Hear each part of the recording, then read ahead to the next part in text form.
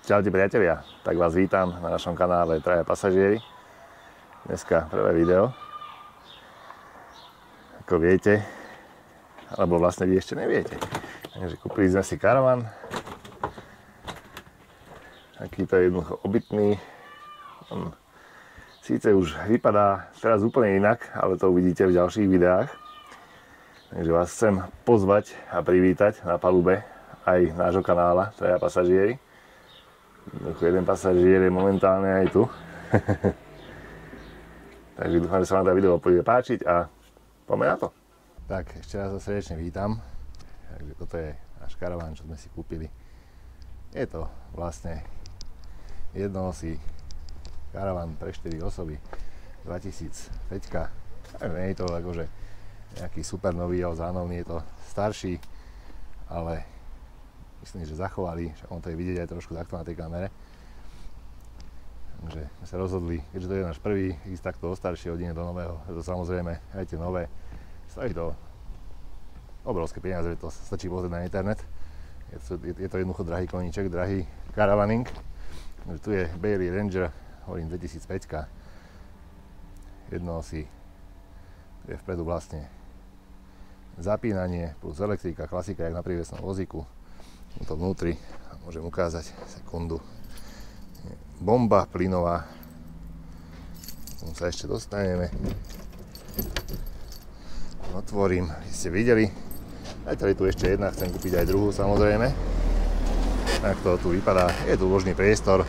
Tu je miesto na druhú, to je bomba.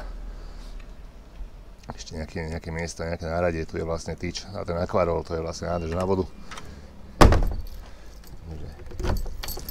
Toľko predok. Samozrejme, nezabudol, vidíte, sú tu podporné nohy. Keď stojíte, aby sa ten karaván jednoducho neprehúpol dopredu alebo dozadu. No dopredu sa neprehúpne, tu je vlastne kolečko. Ale dozadu, aby bol stabilný, dá sa tým vyrovnávať. Ja som zatiaľ iba tak zaistil, ja som nedával nejaké špeciálne doroviny. Tu je z boku, vidíte, pekné veľké okná. Hovorím, jedna náprava. Tu je vlastne vecko. Tu je nádržka na vodu na splachovanie, tam je 3,5 litra. Tu pod týmto ukážem, to muselo ísť dole najprv, už to ide, to je vlastne výduch, trúma, ohrev vody na plyn, to netreba zabudnúť dať dolu, no a tu je samozrejme prípojka na vodnú pumpu, ktorá ťahá vodu. Sem ide taká nádrž, ten akvarol, 50 litrový barel, z ktorého vlastne berete vodu, a tak sa dostávame k zadnej časti, opäť sú, hovorím, podporné nohy, jedna, druhá, takže takto to vypadá. No a ešte by som nezabudol, samozrejme ja som chcel karavan s takzvaným moverom, pre tých, čo nevedia, vysvetlím, čo to je. Mover je takáto vec, vidíte, tu je motor na jednej a druhej strane, je k tomu vlastne ďalkové ovládanie, slúži na to, že si ten karavan môžete pohybovať sami. On má naložený hmotnosť 1200 kg, takže nie je to prívesný vozík, že by ste ho ľahko niekam dali, takže na to slúži tieto movere elektrické. Je to vlastne 12 V. Ešte ukážem. Je tu vlastne prípojka na 220, momentálne zapojený. Samozrejme to je baterka 12 V. Neviem, akú má kapacitu, nevidím tu, ale to bude minimálne 90 kWh podľa veľkosti. Takže tu je pod tým vlastne vypínač na ten mover, ten červený, ten batériák takzvaný, a do tej prípojka vlastne 220. Vypadá to akože zvláštne, na 370 je to 220 V. No takto tu spravené, aby sa to pekne takto zavrelo, keď stojíte, aby tam nikto vám to nevypol, alebo niečo sa nestalo, nejaký úraz. Ale vlastne keď takto pod prúdom, tak aj dobíja tú 12 V baterku, plus samozrejme ďalšie veci, to vám ukážem vnútri. Takže toto je zvonku náš Bailey Ranger. Ako na to, že to je 19-ročný karavan, tak je celkom zachovali, to vidíte aj sami. Zvonku ešte očaká samozrejme umytie. Ja som vám chcel robiť takéto video, aby ste videli, v akom stave sme to kúpili. To je takto, ako sme to vlastne doviezli. Ja už som tu porobil nejaké veci, som sprevádzkoval ten mover, chýbal tam taký kolík na tom mechanizme, čo sa vlastne nasúva na tie kolesa. Ten sa dá vlastne kľúč. Tuto 19 a celé toto sa vlastne odsunie nabok, keď idete za autom a keď potrebujete s ním hýbať, tak to samozrejme tým kľúčom dáte doľava, to sa prisaje, tu je také kolečko, Ukážem to takto, aby to bolo vidieť. A vlastne on hýbe kolesami. Samozrejme, netreba zabnúť ozbržiť ručnú brzdu. Ako silu to má veľkú, ja som s tým dneska chodil tu. Nechcel som to ukazovať, myslím, že to nie je až také podstatné do videa. Ja som si pekne hýbal, ako som potreboval, je to super vec. Lebo akože je naozaj ťažký, sa zdá, že ťaháte za autom, že je nejaké ľahúčky, ale opak je pravdou. Že on je naozaj veľmi ťažký ten karavan. Prázdna hmotnosť je 1050 kg, maximálna prípustná je 1270, takže máte 220 kg, na to sa tam naložiť nejaké veci, nejaké stoličky, stôl a tak ďalej, haraburdy, nejaké jedlo, pitie. Samozrejme budeme dávať veci do auta, do karavanu len naozaj také veci, nejaké stoličky, skladácie a tak ďalej, ináč akože jedlo, vodu, všetko v aute. Je to kvôli bezpečnosti, aby ma to niekde nerozhúpalo a neplieskalo, netreba to priťažovať, oni vedia, prečo tam tú hmotnosť udávajú. Takže ja si myslím, že toľko to stačí zvonku a ideme sa pozrieť dovnútra. Ja som hovoril nejaké veci, dneska robil som túto hornú mriežku, kúpil novú, tá tam chýbala. Dá sa to kúpiť, je to dobré, je to vlastne Dometic značka, čo sa týka kúrenia aj chladničky a tak ďalej, to ešte vysvetlím ďalej. Spodná je žltá, ale tu takisto tam novú sa mi to nepáči, že jedna je žltá, druhá biela. Sa mi to bolo pekné, aký je teraz starý karavan, ale ja chcem, aby bol vlastne čo najviac zachovali. Tu sú delené dvere, ktoré sa vlastne dajú takto spraviť, že keď dajme tomu nemáte psa alebo čo, plus samozrejme je tu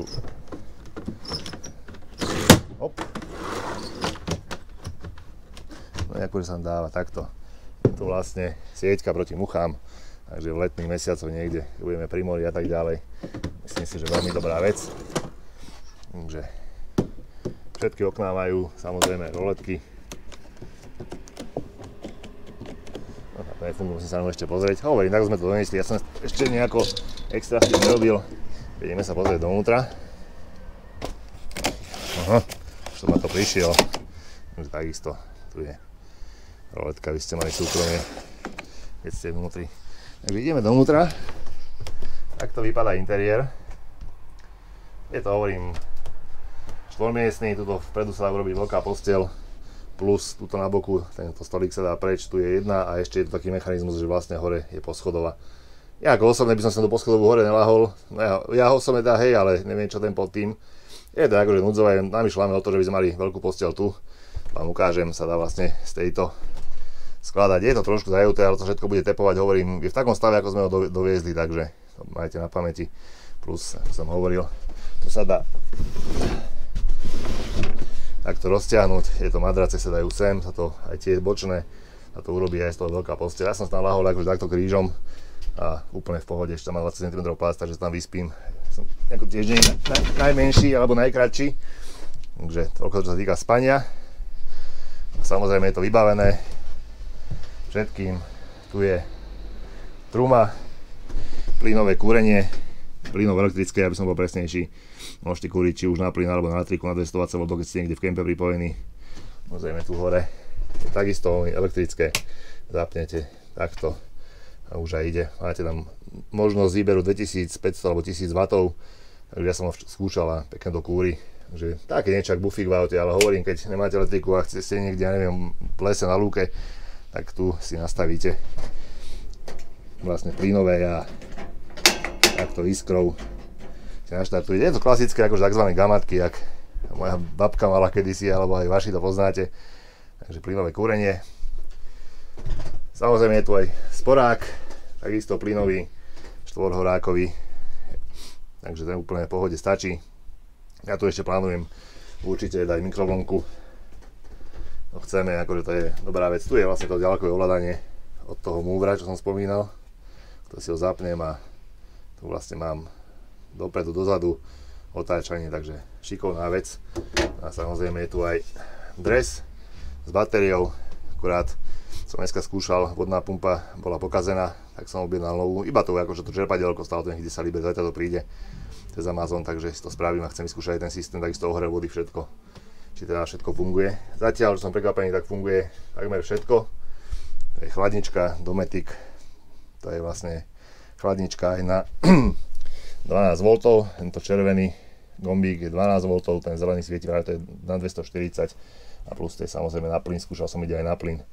240 je slabšia, tam bude asi tá špirála zlá, som pozeral, stojí to 20 libier na eBay, tak to vlastne dám dolu a dozadu vlastne kábel zvonku, jak ste mliečky, sa dostaneme, ju prehodím. Je to taká špirála, jak táto chladnička vlastne nie je kompresorová, je to taká absorpčná, ale akože na plyn chladí dobre, som vyskúšal, takže keby aj sa nepodarí opraviť tých 240 V, takže na plyn ideme, čo vyskúšané, to je super, takže máme to vybavené. Samozrejme je tu grill,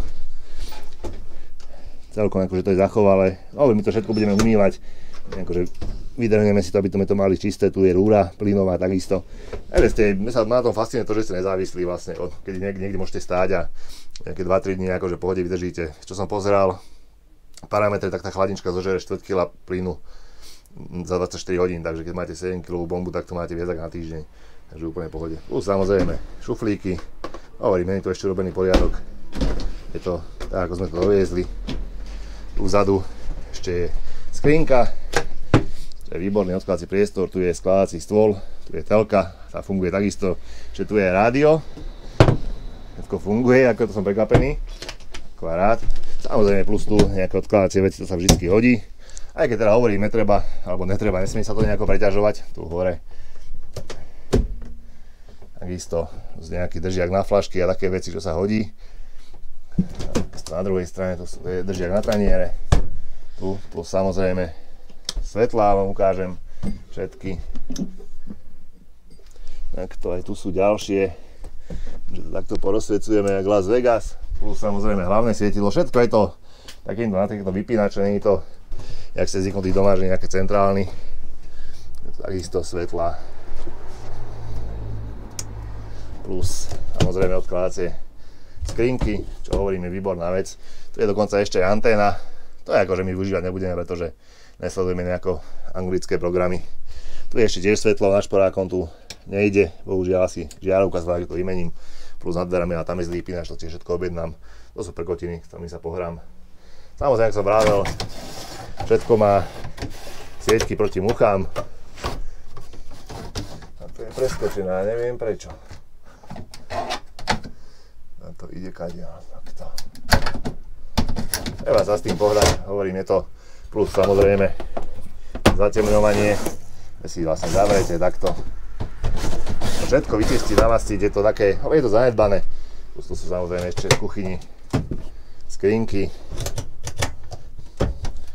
plus nejaké držiaky na koreničky, taniere a tak ďalej, čo je tiež dobrá vec. Takisto skrinka tu, tak to vypadá.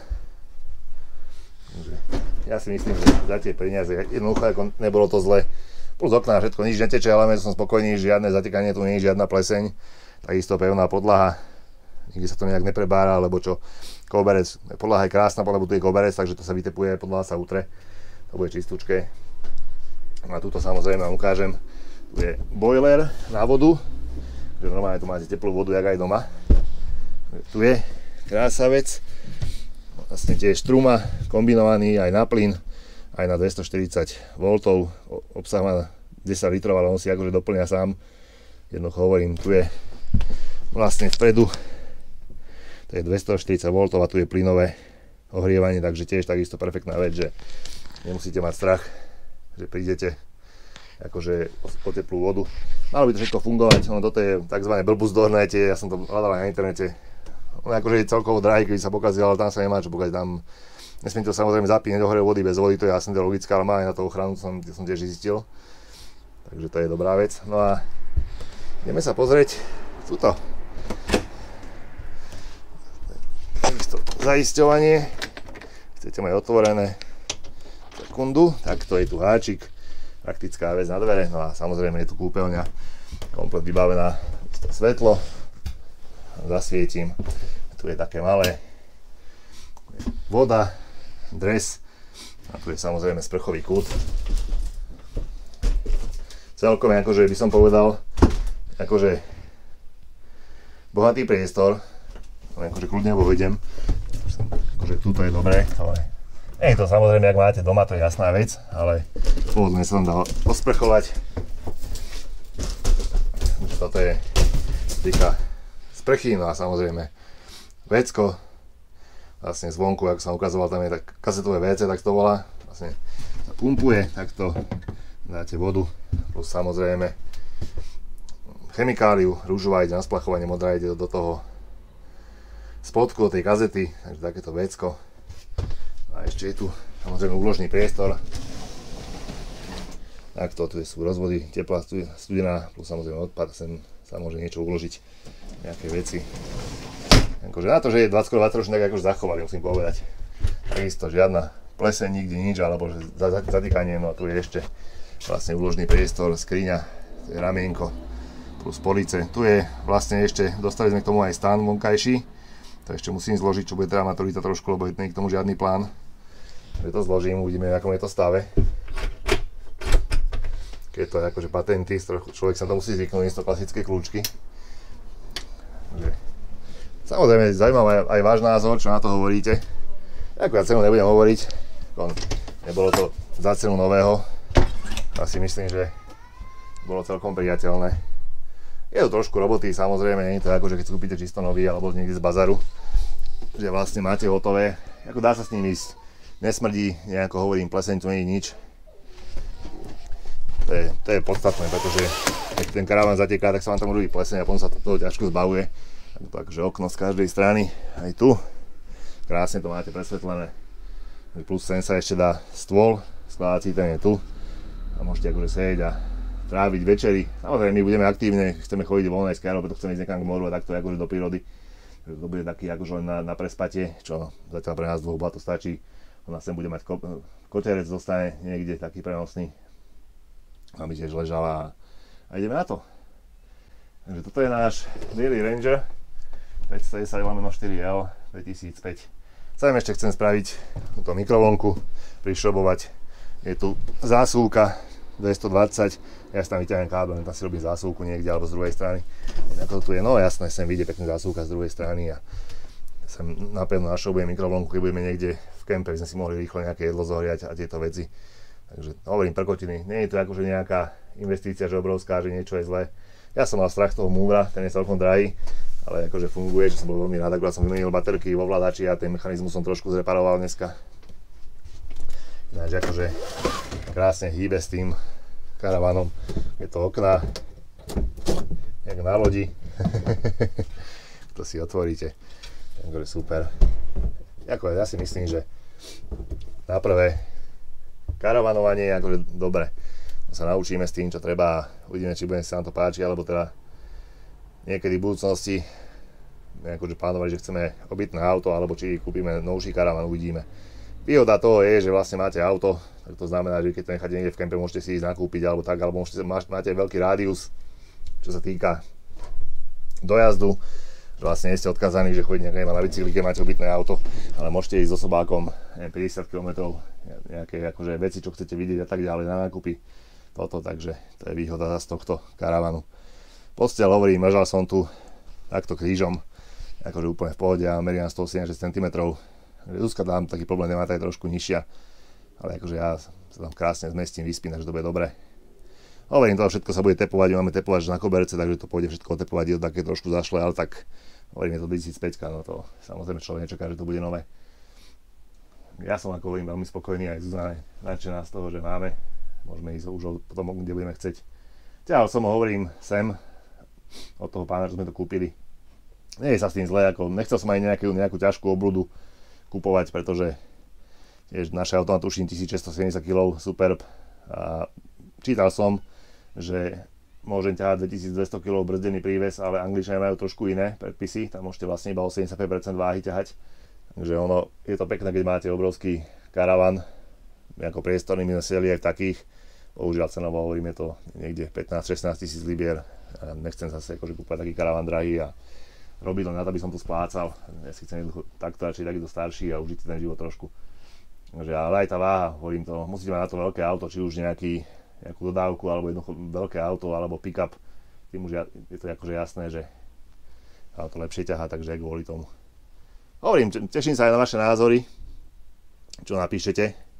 No a budú samozrejme videá z nejakých ciest, čo sa týka karavaningu, takže sa máte na čo tešiť, plus aj nejaká údržba, tieto veci, keď budeme niečo robiť.